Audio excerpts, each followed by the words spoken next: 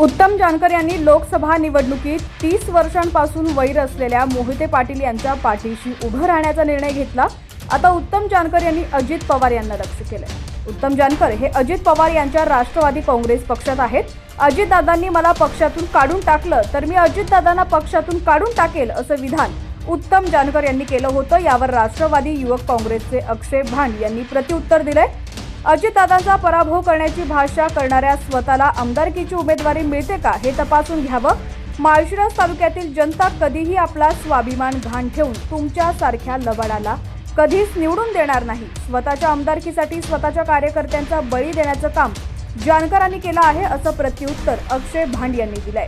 नाही, मला काय अजून पक्षातनं काढून टाकलं नाही किंवा मी विचारतोय की मला पक्षातून वगैरे काढलंय का, कारण पक्षाचा फाउंडर सदस्य मी पण आहे। मीच अजितदादाला पक्षातून काढून टाकू शकतो त्या ठिकाणी। कार्यकर्त्यांची सगळी नाराजी निघाली का? जर ते पवार साहेबाला अजितदादा काढून टाकत असतील तर उत्तम जानकर अजित पवाराला काढायला अडचण काय? काढू शकतो, काय तर कार्यक्रम करता। महाराष्ट्राच्या राजकारणामध्ये आदरणीय अजितदादांवरती बोलल्याशिवाय आपल्याला प्रसिद्धी मिळणार नाही, राजकारणात महत्त्व प्राप्त होणार नाही।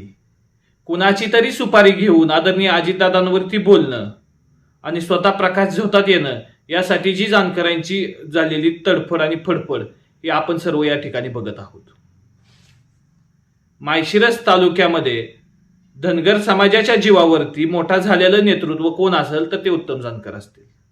भोळ्या बाबड्या धनगर समाजाच्या समस्या सोडवण्यापेक्षा स्वतःचं पोट भरण्याचं काम हे जानकरांनी वेळोवेळी केलेलं आहे। राष्ट्रवादी काँग्रेस पक्षाच्या माध्यमातून मागच्या वेळेस विधानसभेची उमेदवारी जानकर यांना देण्यात आली।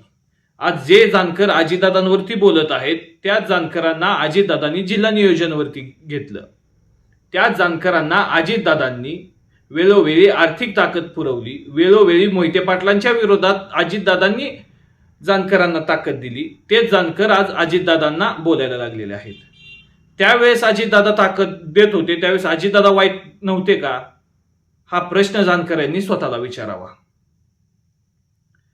धनगर समाजाचा फक्त मी एक नेता आहे आणि महाराष्ट्रामध्ये धनगर समाजाचं नेतृत्व करायची संधी मला कुठेतरी मिळेल या उद्देशाने नेहमी जानकर यांनी इकडून तिकडे तिकडून इकडे कोल्यांट्या उड्या मारल्या, पण धनगर समाजाने कधीही त्यांचं नेतृत्व मान्य केलं नाही।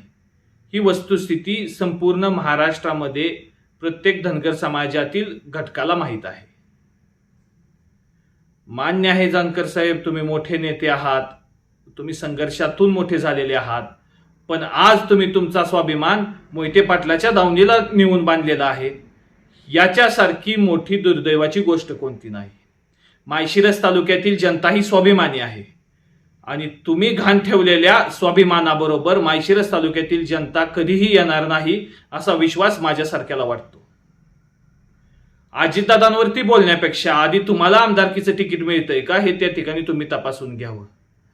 आणि तुम्ही आता अजितदादांचा नादच केलाय तर 2024ला अजितदादांच्या शब्दावरती आम्ही तुमचा नाद पुराच करून दाखवू। लोकसभा 2024 तसंच राजकीय घडामोडी पाहण्यासाठी HPN मराठी न्यूज चॅनलला सबस्क्राईब करा आणि बेल आयकॉनवर क्लिक करून नोटिफिकेशन्स मिळवा, जेणेकरून आमचे अपडेट्स लवकरात लवकर तुमच्यापर्यंत पोहोचतील।